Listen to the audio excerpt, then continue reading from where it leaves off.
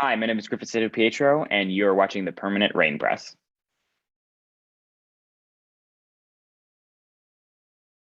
Hey everyone, it's Chloe with the Permanent Rain Press, and today I'm excited to be joined by Griffin Santopietro. How's it going? I'm good. I'm good. How are you? I'm doing well, thank you. And I believe a happy belated birthday is in order. You turned 16 on Wednesday. Did you get to celebrate with your family, any Um, friends? I mostly family. I think with like COVID and stuff now building up, I didn't really have a lot of time to do anything super fun. But just a nice family day. And you received a grappling hook for your birthday last year. So I knew I had to ask you, have you used it since? What does one use a grappling hook for? That's a very good question. I it's always just hanging up in my room. The most I've ever used it was the day of my birthday back in 2020. But it's a precautionary tool. If I ever need it, I have it. And I imagine it could be a good prop if you ever want to film a skit or a short film, something like Right. that. Yeah, it's always just a good thing to have. Yeah, you never know when you might need it. Yeah. So before we get into Cobra Kai, I wanted to talk about your guest starring role in New Amsterdam because that was such an emotional storyline. What was your experience like on set and working with particularly your scene partners like Tyler and Paula? That was really, really great. That was one of my first well, I mean, I had done a show kind of like that before, but this was the first time where I really felt like I it was a lot of me in control of like what I could do and stuff. And it was really, really fun. I got to work with a really great director. Um, and it was like a good like I think that was right before we filmed season four. So it was great because I love working. So I just got to go from one thing to the next. But Tyler was so nice. He was so great to work with. Um, it was just one of the most like it was just one of the coolest things. And I want to do more stuff like that. Yeah, and I won't give the whole plot away, but it was my favorite episode of the season. I really recommend people check it out. It was season 3, episode 4, Mhm. because the scenes that you had with Tyler and with Paul, especially towards the end, they got me. It was you did such a good job, Thank you, I thank have you. to say. And was it an adjustment because you filmed this during the pandemic, like having to deal with the onset protocols and the guidelines because that was something new for you? Uh, yeah, yeah. I mean, that was the first job I filmed during COVID, so it was definitely interesting because I was always curious on how to do it. And I forget that we like now because I had the vaccine and everything. I feel a lot easier about working. But like back then, like that was like pretty heavy into COVID. Like that, everyone was really nervous. But it was definitely an adjustment. But once you got into it, it was like the actual filming itself. It was the weirdest part was like just being near people without masks. That was the strangest. Yeah, because you're kind of going like, everyone's a bit on edge, but I'm Right. glad you've kind of gotten into a good rhythm, especially it prepared you for longer days on Cobra Kai, which we will Mhm. talk about now. So there will be spoilers. Please make sure you're all caught up on season 4 on Netflix before continuing this interview. Now, Anthony LaRusso, he is growing up. Do you ever look at photos of season 1 Anthony, of what you look like back then to today, and you're like, wow, I think I aged, it was only a few years, but it made a big difference. Yeah, I don't end up having to look at them because people always show them to me. Like, even Jacob on set, he one time I don't know why we were doing this. We were taking like a shuttle somewhere and everybody was airdropping each other embarrassing photos of people, and he airdropped everyone a picture of me from like season one where I looked really funny. But yeah, that was why. I mean, it is wild how long I'd like to think about how long I've been. I mean, I guess it hasn't been too long, but how much I've changed. Just a little bit of cast ribbing there. Yes, I for guess it's sure. nice to have that relationship with them, like your big brother kind of figures. Now, Yeah. going into filming of season 4, like did Josh, John, and Hayden, did they give you a call and they were like, hey, Griffin, we think we'll need you a bit more this season because we're giving Anthony a storyline. Like, what did that conversation look like? Um, it was really funny because I at the time I was up for another part that would have conflicted, and so I had to choose between this other series and season four. And at the time I didn't know I didn't know if I was going to just get like season three stuff again where I'm there for a minute and then leave. So I was like, I don't know if I should, but the John, Josh, and Hayden, we all jumped on a Zoom call like the next day, and they basically gave me the rundown of Anthony's storyline for that season, which definitely I knew was the right choice. Yeah, you're like, easy decision. I gotta stick around Yeah, here. yeah. Well, we're glad that you stuck around because he really had a good arc. When we first see Anthony, he is mocking Kenny on the school bus with his friends. It's clear he's not a very nice guy, and we've seen glimpses of this like bratty and spoiled child, seasons 1 through 3. In your opinion, why do you think Anthony acts out like this, and he's not just Daniel LaRusso at his age? Um, I would say, I would say one of the biggest factors is that, and they did actually kind of touch on this in the season, is that Anthony doesn't always get the most attention from his parents, which I think could definitely be a factor to why he's not at all like his parents. Um, and I think, we also see that Anthony isn't necessarily a full bully. Like, he's more of a bystander that just kind of gets into bad situations. But since he doesn't have a close connection with his father, he doesn't have anyone to tell him that that's not good, you know? And I love a term you used in a past interview, which was misguided, which I think is very appropriate because he does suffer a bit of neglect from from Hmm. his parents over the years. But I would say you mentioned bystander. A lot of what drives his actions towards Kenny is his jealousy due to their mutual crush on Leah. Did you have any personal experience or inspiration to draw from in fueling that anger that he has? Um, I I just thought it was well, I think it was helpful because it wasn't just like Anthony didn't like Kenny for no reason. Like, I think having that reason there was made it so much easier to have those scenes with Dallas. But I would just say, I mean, obviously anyone's gone through life having people they don't like. So I think that's a pretty easy emotion to find. And it was great because I think Dallas and I had a lot of good chemistry that season. Yeah, you definitely did. What was your favorite scene to be a part of and why? I would say the most amount of fun was like the All Valley because everybody's there. Um, and then like the newest or like cool scene I did, I think, was when Kenny beats me up in the locker room because I had never done anything like that before. Um, and then I also liked and then episode 7, all the stuff with like the dojo and Mr. Miyagi and stuff. That was really, really fun. For sure. I want to like break down or talk a bit more about some of those scenes to get some Mhm. comments or insights. You mentioned in the dojo with his dad. I thought that was a really special scene for you and Ralph to film together. So what was it like going into filming that one? That one was so cool because it's like, I always wanted that like kind of connection in the show.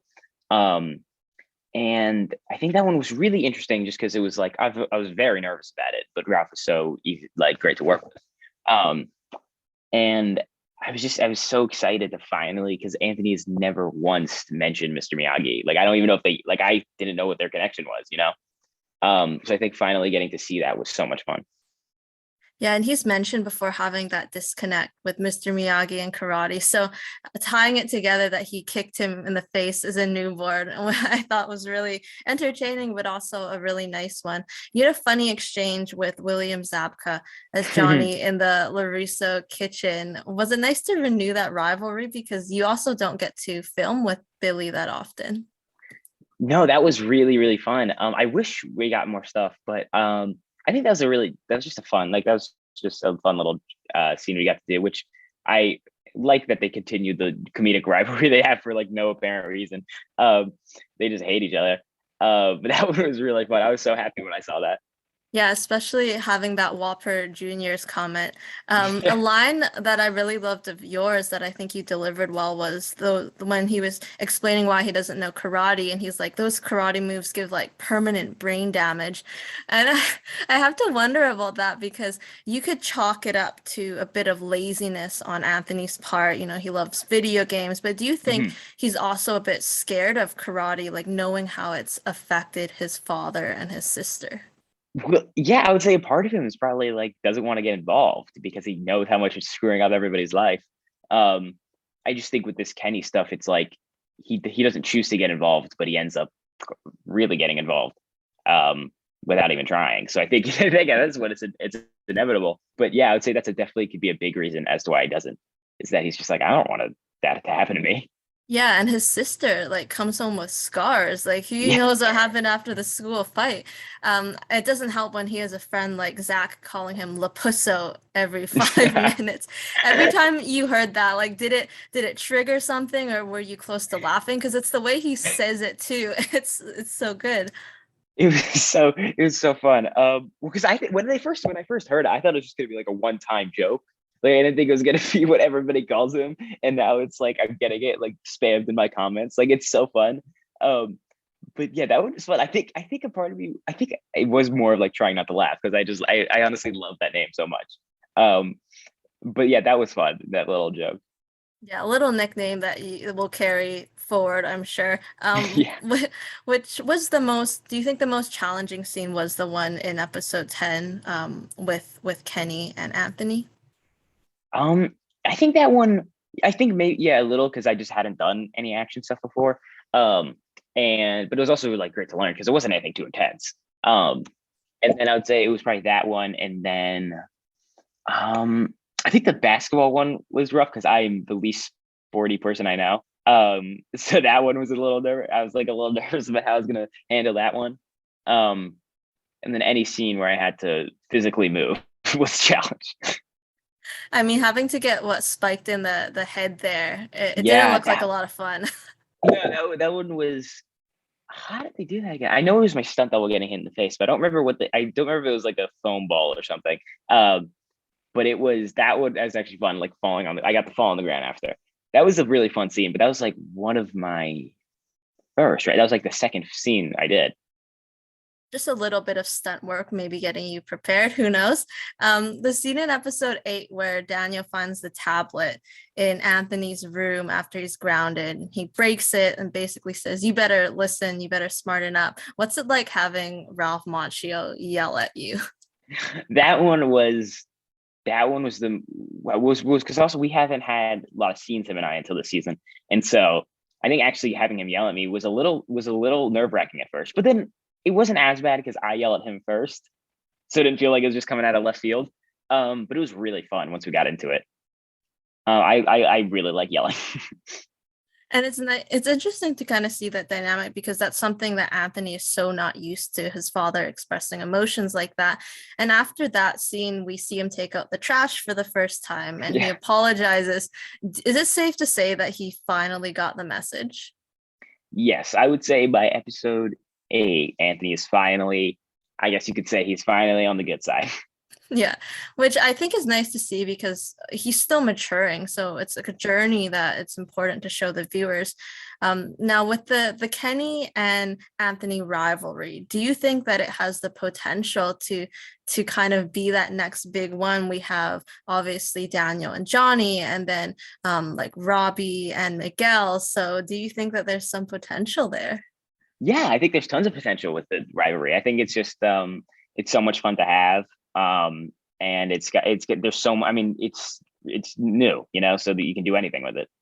Now, the unfortunate thing with those characters is they might have been good friends had they met under different circumstances. Like we see that Anthony knew a little too much about Dr. Scribblebottoms. Yeah. Yeah, no, that's very interesting because also Dallas and I are such good friends in real life that I think it would be so much fun to play friends. Um, but yeah, I think even Liam has a line that mentions that like they probably would be really good friends, but it's Anthony was hanging out with the wrong people. So, speaking of more about All Valley, you got a spectator seat. What was it like filming those 2 episodes? Did you actually get to kind of sit in the stands or on the sidelines and watch some of those matches? Yeah, I would say for the most. Oh yeah, no, we did get to see the final matches, and we did get to see Carrie Underwood perform, which was one of the coolest parts. That was a really fun day because we are just sitting there and we just get to react to everything. Um, I think we got to see. I think most of the fights though, when it was like on us, they weren't there. They were just describing the fight in words. um, and then I remember they recorded like for each like winning. They recorded like 2, so like the audience couldn't tell who it was. Like they recorded Cobra Kai, one at Miyagi Do, and it was just really fun because also everybody was so like wild those couple of days. Like people were getting on the stage and just like jumping around, like it was crazy, but it was so much fun. Yeah, it seems like such a great amount of energy.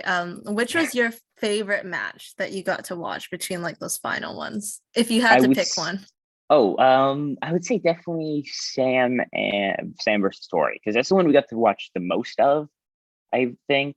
Um, and that one was really fun to watch, just because it was very well coordinated. Like I like all the like grappling and stuff they do. It was very cool. Um, and again, it was like the first season where I was there for one of the fight scenes. And I think it's we heard that a lot of the actors like they do work with stunt choreographers and stunt doubles, but they are doing a lot of the movements themselves now. So it must be really cool to see like Mary and Peyton go at it. Yeah, I mean, everyone is so good. Like it's insane. Um, and especially me being the newest one to it, it's a little overwhelming. Um, but yeah, no, it's definitely insane how much they do. I feel like people always underestimate that. But yeah, no, that was really cool because I think they recorded the whole fight with just Marion Payton and then another whole fight with the stunt people. So Carrie Underwood, did they tell you in advance that she was going to be the special guest? Actually, on the script and whenever people referred to her, they had a different name for her, but I cannot remember for the life of me what that name was. I can't remember. It was either it might have been like a different singer. I don't remember. They had like some secret name for her, and then when we were reacting, no, we had to react to a couple of things, but we actually did get to see her perform, and I believe there was a camera on us. But then there was a period where we had to dance to no music, because they wouldn't reveal who it was, so we were just dancing to nothing. But luckily, I think they cut it out because the would have looked terrible. You imagine yourself, you're like, oh, I really don't want to watch Yeah, this played so back on bad. Netflix. Yeah. It was so bad. Well, we do know that season five has already been filmed. Lips are Mhm. sealed. That being said, given what we know how season four ended with Miyagi-Do in jeopardy, Anthony basically got threatened by Kenny going into high school next year. What are you looking forward to maybe exploring with him? I'm definitely ready to see him and Kenny do more. And I think to see him kind of now that Anthony is really on the good side, to see him interact more with people. So I think getting some stuff with his sister would be really good. Um, and yeah, I'm so excited for season 5. I think it's gonna be great.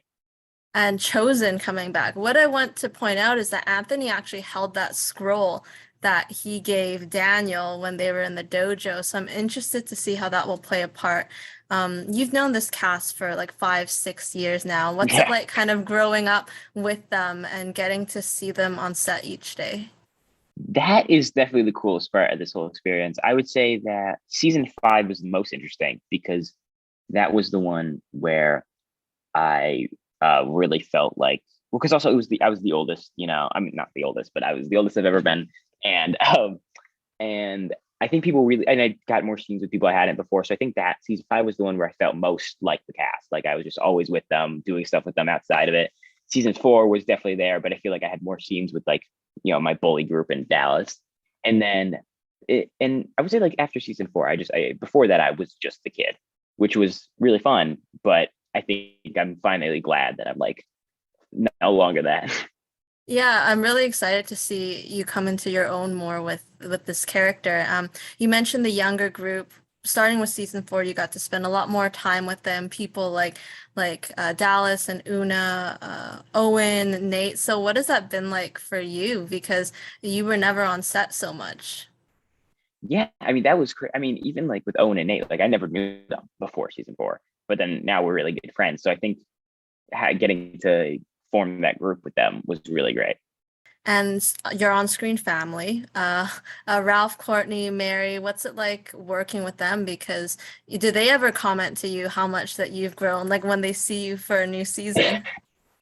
Yeah, that's usually the topic of discussion when I first get back, especially on season 4. I would say season 5 there's a bit but we filmed it so close. I think I grew like an inch, but like season 4 was like that was I think the most wild for people. Now, you gave the cast and crew frisbees, your season four rap gift, you said. Mhm. How about your season five rap gift? Can you spoil what that was? Um, Unless it was related to the show, then I'm trying. obviously. Oh, I gave out this one I wasn't as too bold with because I it was very strange ending. Like they're not ending in the show, like a weird time. Like I was doing it, like I was busy with stuff. It was just a weird time, so I didn't have time to get like a good gift. But I gave out some restaurant coupons to this really nice restaurant in Atlanta that there's one in my hometown that I always go to. So that was what I gave out this year, but it was not as big as my whole Frisbee thing. Yeah. What are a couple of rap gifts that you've really loved to collect over the years from cast members on the show? Do you have any favorites? Oh, I would say that that's my dog. Let's say that Ralph is definitely the king of rap gifts. He has given his season 4 one is definitely the coolest. It's a little version of the All Valley trophy that's has like my name on it, and I give it to like a lot of people, and then he has and they signed it. And then this season it was a like a pottery cup that well, it's not the same one, but it was what Pat Morita gave him on the first Karate Kid, but it was like this little like teacup that was really nice.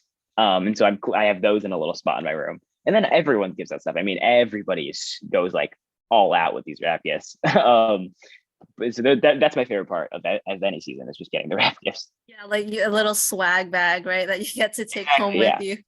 So for young actors interested in film and TV, are there any classes or activities that you would recommend they start with? Oh, I haven't really like done any classes or anything for like the past like year or two. It's just I sometimes I get free, like it just doesn't work with me sometimes. But I would say for me, what I always do is just I watch movies. Like that's what I constantly am doing, and so I always just watch what actors like who I like were doing. I try to do that. But yeah, I would say that because also I don't live in a place near any acting classes. Like I don't know what, but I just don't. That's just not something that I am well versed in. But yeah, I would say like just do it.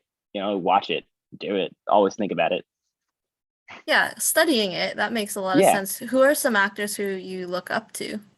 I would say definitely like Jake Gyllenhaal. I love all his work. Jake Gyllenhaal, Ryan Reynolds. Oh, one of my new favorite actors, Andrew Garfield, hands down. All of his work is amazing. People often make fun of me for this one, but I genuinely love Nicolas Cage. Like I think I love his stuff. So yeah, those are like my top 3. I said 3. Yeah, those are my top 3. Nicolas Cage has the range. I don't know if you've seen a Pig, but that one. I'm gonna watch Pig. I was gonna do it this weekend. Yeah, no, everybody's like, people always make fun of me for that answer, but I will stand by it. I will say that you have done like role playing improv in the past. I saw some old YouTube videos where you had a fake British accent, you were a professor, and then one you were pretending to be a waiter. Oh yeah, that was so long ago. Yeah, those were like for a sketch audition I had to do, and I think I don't know if I released them or the person I was filming. It might have been, or it could have been your mom or something. Yeah, I know, it could have been anyone. But that was those are fun. If you want to look at little Griffin, then you can go watch those videos. But I think like those are skills that are invaluable to have and you can use moving forward. We have a signature question for you. If you could be any ice cream flavor, which would you be and why? Mint chocolate chip, because it's my favorite. And 2, this is maybe no one's gonna get this, but I describe it as the cleanest of ice creams. That's what I think of it as. Like I just feel like I don't feel sick after eating that. I love that answer. You don't want ice cream to make you feel bad. So there we go. Exactly. Yeah. Thank you so much, Griffin, for taking the time to chat. Really appreciate it, and hope we can do it again in season 5 or other upcoming projects that you have. Yes, thank you. Thank you very much. This was great. Awesome. Make sure to catch Griffin and Cobra Kai season 4 is out on Netflix, and we will see you next time.